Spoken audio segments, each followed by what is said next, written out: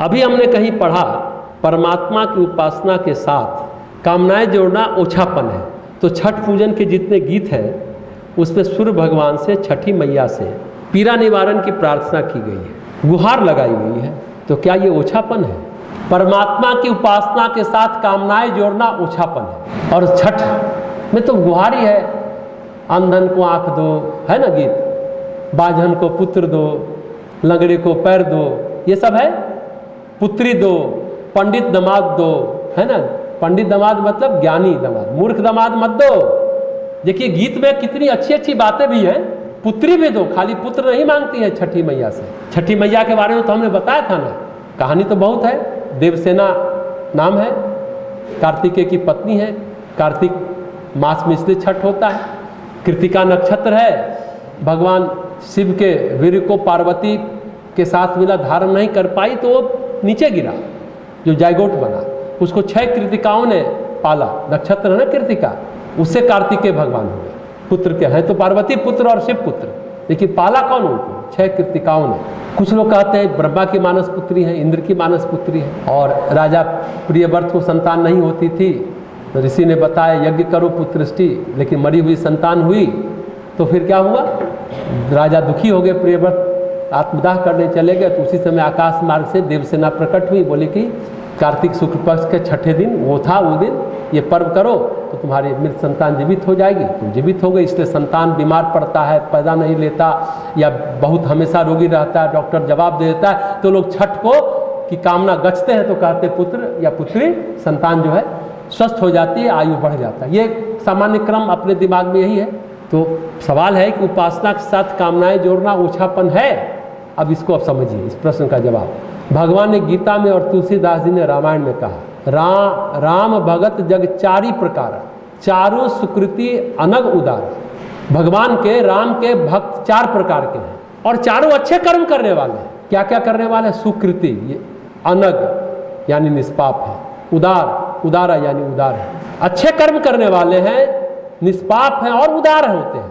ये 4 प्रकार के भक्त के अंदर ये बातें होती है। तो गोस्वामी जी कह रहे हैं। फिर आगे कहते हैं आरत अर्थी ज्ञानी योगी। 4 प्रकार हो गया ना। भगवान गीता में भी ये कहते हैं। आरत यानी जो कष्ट में है, पीड़ा में है, परेशानी में है। और अर्थार्थी, अर्थी यानी अर्थ नहीं है, धन नहीं है, रुपया नहीं है, संसाधनों से विहीन है। और तीसरा है ज्ञानी, यानी जो हमने कहा जिज्ञासु है। चौथा जिज्ञासु होगा तो ज्ञानी हो जाएगा। चौथा योगी है, जो योग साधना में मग्न है। लेकिन भगवान गीता में क्या कहते हैं? इसमें चारों में ज्ञानी मेरा सबसे प्रिय भक्त है। जिज्ञासु को भगवान गीता में कहते हैं जिज्ञासु है तभी तप साधना। यहाँ जिज्ञासु का अर्थ योगी है भगवत गीता में, वहाँ सामान्य तौर पर ज्ञानी है। जिज्ञासु है तभी तो योग साधना कर रहा है ना। लेकिन ऐसा कोई नहीं है जो ओछा है। अगर भगवान किसी को, या तुलसीदास ने नहीं करी कि चारों भक्त ओछा है। जैसे भगवान, हम मानते हैं कि भगवान हमारा सब कुछ है। जैसे किसी एक पतिव्रता नारी के लिए पति सब कुछ होता है, ठीक है ना। एक पत्नी के लिए पति सब कुछ है। अगर साड़ी फट गई तो किससे मांगेगी? पड़ोसी से। बोलिए, साड़ी फट गई तो किससे मांगेगी? पड़ोसी से। पड़ोसी से मांगे तो पति की बेइज्जती होगी ना, नहीं होगी। एक बेटे के लिए माँ पिता सब कुछ है, कुछ भी आवश्यकता तो किससे मांगेगा? पड़ोसी से। माँ पिता की बेइज्जती नहीं होगी। हाँ, ये जरूर है कि पत्नी हो या बच्चे, उनका भी दायित्व बनता है कि गलत मांग ना करे। पति या पिताजी 500 रुपया दे सकते हैं, तो पत्नी या बच्चे को 5000 नहीं मांगना चाहिए, ये गलत है। जीवन की जो मौलिक आवश्यकता, जो जरूरत है, वो लेने में कोई ओछापन नहीं है। जैसा हमने कहा ना, भगवान के भक्त 4 प्रकार के होते हैं। चारों अच्छे कर्म करने वाले हैं, चारों निष्पाप हैं, चारों उदार हैं। तुलसीदास जी ये नहीं गिनाए कि ये वाला भक्त ओछा है, किसी में ओछापन नहीं है। अरे किसी भी तरीके से, किसी भी ढंग से हमारी चेतना ईश्वर की ओर मुड़ चली, ये बड़ी बात है। किसी भी ढंग से हमारी चेतना ईश्वर की ओर, परमात्मा चेतना की ओर मुड़ चले, ये बहुत गहरी बात है। और जैसा हमने कहा, छठ के गीत में जो गुहार है, क्या है? अरे भाई, वो परेशान है, किससे कहे? बस ये कम बड़ी बात है कि कोई अपकर्म, कोई दुष्कर्म वो व्यक्ति नहीं कर रहा है, गुहार लगा रहा है। वो भगवान का भक्त है, उसके पास पीड़ा है, परेशानी है, तो कहाँ जाएगा?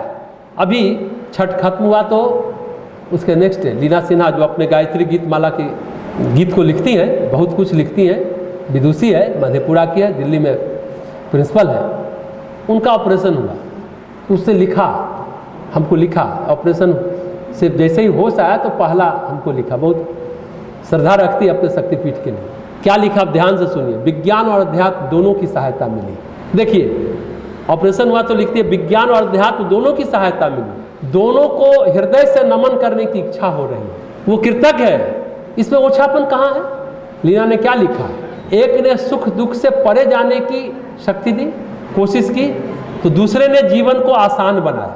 अध्यात्म ने सुख दुख से परे जाने का मार्ग बताया और विज्ञान ने जीवन को आसान बनाया। जो असहनीय पीड़ा की दर्द थी ऑपरेशन से दूर हो गया, बोली कभी पीड़ा निवारक औषधि ले रहे हैं तो दर्द नहीं, तो विज्ञान का कमाल है, इसमें ओछापन कहाँ है।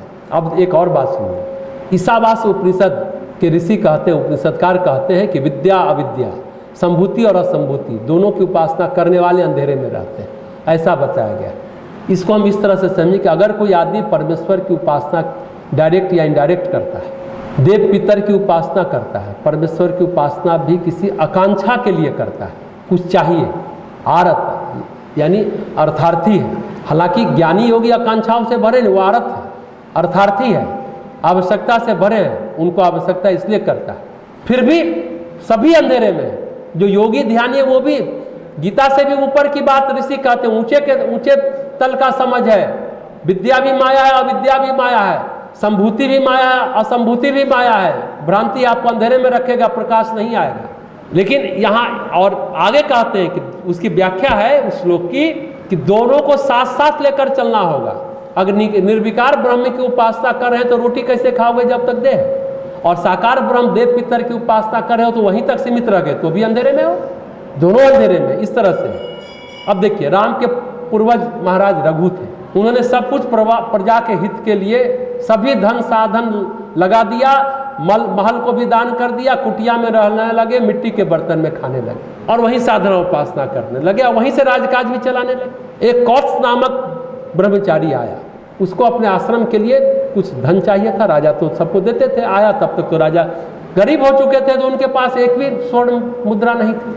अब वो बोला कि महाराज हमें तो 1400 स्वर्ण मुद्रा चाहिए, और रघु के पास धन नहीं तो लौटने लगा।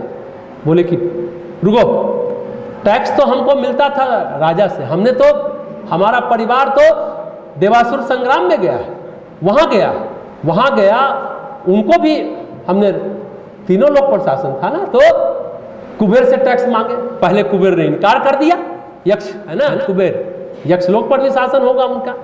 अब उन्होंने प्रत्यंचा चढ़ाई तो कुबेर ने पूरा खजाना उड़ेल दिया। उस ब्रह्मचारी ने 1400 ही स्वर्ण मुद्रा ली। महाराज रघु ने कहा अरे आप जितना चाहे ले जाइए।